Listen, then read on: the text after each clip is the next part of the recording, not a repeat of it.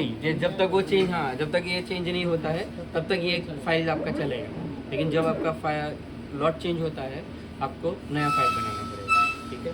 सो आपके लिए उसके लिए आपको एक यूनिक आईडी चाहिए। तो यूनिक आईडी में आप क्या लिख सकते हो, QC1 बायरेड QC1 6 digits is allowed only, like BD QC1, या बेस्ट ऑप्शन हम जो बोलते हैं वो लॉट नंबर। लॉट नंबर कभी वो रिवाइज नहीं होगा, रिपीट नहीं होगा, ठीक है। सो 89742 is a level 2, 89741 is a level 1, ऐसा है। तो इसमें हम क्या करते हैं, यही देखते हैं 89742 जस्ट फॉर ए लिव। नाम कुछ भी नाम डाल सकते हो, अभी इजी और बायरेड QC लेवल 1, ठीक है, तो वो भी लिख सकते हो। BC1 DR1 okay, caps on कर लो, कोई नहीं, ऑन फुल कैपिटल्स में रखेंगे तो भी चलेगा। बायरेड लेवल 1 या QC1 whatever, yes enter. Lot number is 89742 same, expiration is your 36/2026। So up to 2026 machine में ये कंट्रोल चलेगा। अभी आफ्टर 2026 अगर सेम कंट्रोल आपके पास इनकेस है तो भी मशीन गिवन अ फ्लैग, क्यों? Because expired date. Expired control आप यूज़ करें, ऐसा, ठीक है। Now select the parameter, yes you can रख सकते हो ऐसा, लेकिन अभी ज़रूरत नहीं है, बहुत है, 2 साल ऑलरेडी दे रहे हैं, ठीक है।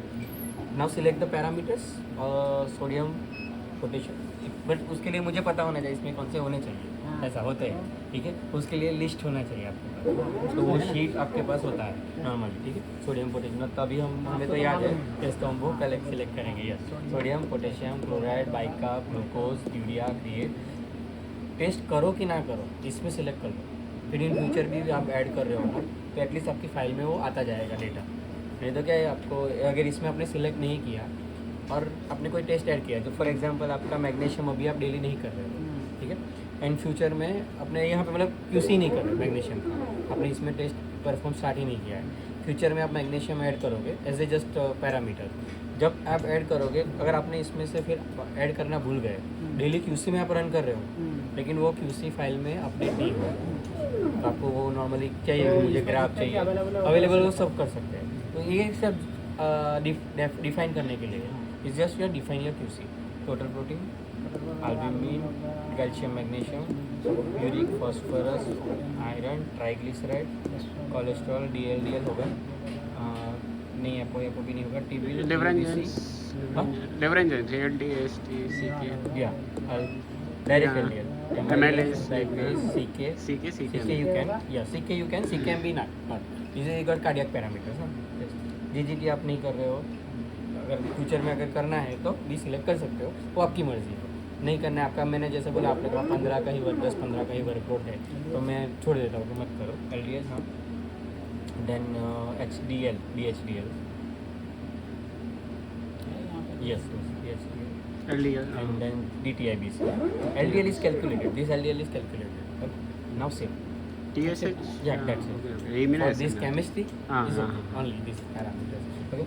Amino acid के लिए हाँ yes, और बाकी कोई नहीं भरा है, तो ये सब इम्यूनो के लिए, इम्यूनो का कंट्रोल अलग है, ठीक है। का कंट्रोल भी है, हाँ कौन सा है, बायरेड का नाम, ठीक है। तो वी कैन लाइक बड़ा, लेकिन अभी हमारे पास इम्यूनो टेस्ट नहीं है ना, जैसे T3 T4 TSH B12, तो वो सब भी आप डिफाइन कर सकते हो ऐसा।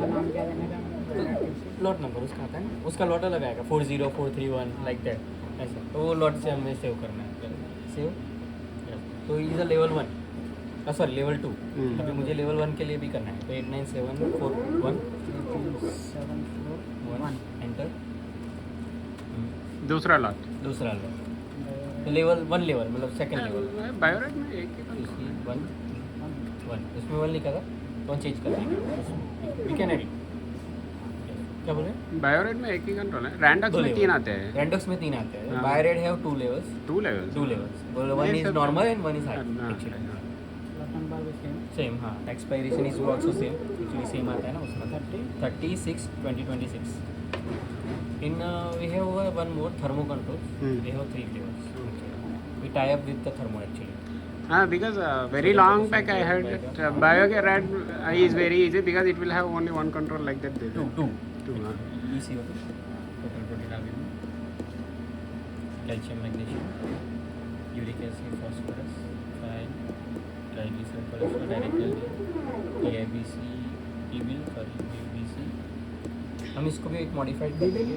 टीबिल is calculated automatic automatic Like- calculation, upper service, IST amylase टेस्टी Lipase, हमारे yes. चिकन CK is done, CKMB not required, LDH, and DHTL and DTIBC. Okay. So these parameters you can perform on the same one control actually. Okay. So now what we do actually, what we are doing now, only just to define the control. Now next process is your control running range okay. actually, range requirement. Okay. So back, return there. So your control is already showing here actually, but right now not showing. Why? Screen actually freeze one. So you just return that and now open this screen. Two button is there. Okay. 8974 just select that, तो आपको वो पूरा parameter दिखेगा. ठीक है? It's like refreshment Yeah, refreshment part. Yeah, you just select this screen 2 times, तो automatically is refresh one. Okay. 89741. हाँ. अभी मुझे वो बराबर है 2 का करना है. Yes.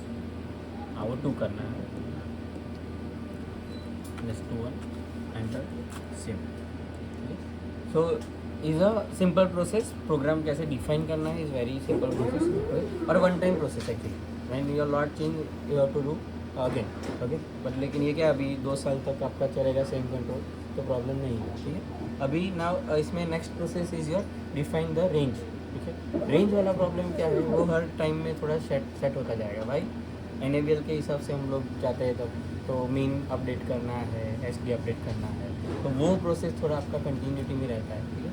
सो फर्स्ट प्रोसेस क्या रहेगा, डिफाइन बेसलाइन. तो इसमें हम इनिशियली क्या डालेंगे, आपका कंट्रोल का मीन जो ऑलरेडी बायोरेट शीट में रहता है. ठीक है. और ST आपको मैन्युअली कैलकुलेट करना पड़ेगा. तो I have calculator. I think 897 मैं एक बार देख लेता हूँ. ये लॉट है तो क्योंकि उनका भी अभी 8973 भी चल रहा है. हाँ.